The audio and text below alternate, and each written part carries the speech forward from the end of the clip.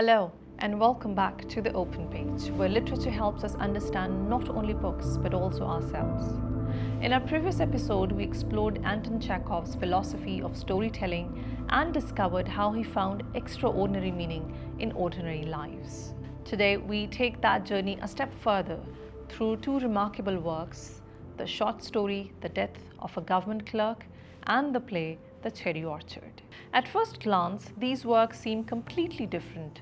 One begins with an accidental sneeze in a theatre, while the other ends with the sound of axes cutting down a beautiful cherry orchard. Yet both ask the same timeless question: why do ordinary people suffer so deeply in a world shaped by fear, status, memory, and change? So what is the tragedy of a sneeze? Let's begin with one of the shortest yet most powerful stories in world literature.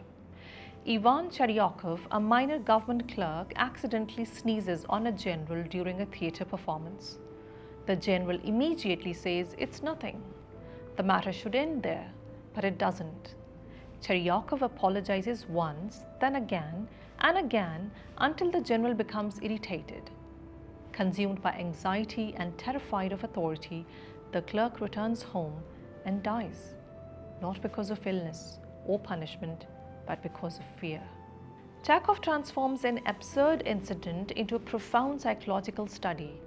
The real enemy is not the general, but a society that teaches people to measure their worth through rank and approval. Even today, many of us recognize this feeling: overthinking a small mistake, replaying an awkward conversation, or fearing the judgment of others. Chekhov reminds us that sometimes the prisons we live in are built inside our own minds. In The Cherry Orchard, Madame Ranavskaya returns to her ancestral estate only to discover that it must be sold to pay her debts. The magnificent orchard, filled with memories of childhood and family history, is about to disappear. A businessman named Lopakhin offers a practical solution: divide the land into holiday cottages and save the property. But the family cannot act. They are trapped by nostalgia, unable to let go of the past or embrace the future. Eventually, the estate is bought by Lopakhin himself, the grandson of serfs who once worked on the same land. The sound of axes cutting down the cherry trees becomes more than a physical act. It marks the end of an old social order and beginning of a new one. Chekhov does not celebrate or mourn this change completely. Instead, he asks us to reflect on a simple truth: every generation must learn to adapt or risk becoming a memory itself. Now, why these stories still matter? What makes these works so relevant today? The government clerk represents modern anxiety, the constant pressure to please others, fear authority, and seek validation. The Cherry Orchard speaks to a different but equally familiar experience: our difficulty in letting go. Whether it's a relationship, a career, a tradition, or an identity, we often hold on to the past even when life demands change. Chekhov understood that history changes societies, but emotions change much more slowly. His characters are neither heroes nor villains. They are simply human beings trying, failing, dreaming, and hoping just like us.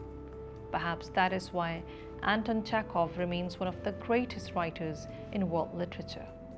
He teaches us that tragedy is not always found in wars or revolutions. Sometimes it begins with a sneeze. Sometimes it arrives with the quiet sound of trees being cut down.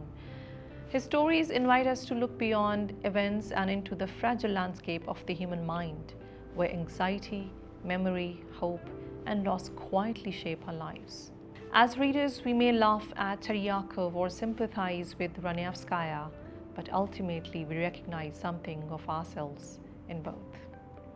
Thank you for joining me on The Open Page. Keep reading, keep reflecting, and remember, every page is another way of understanding life.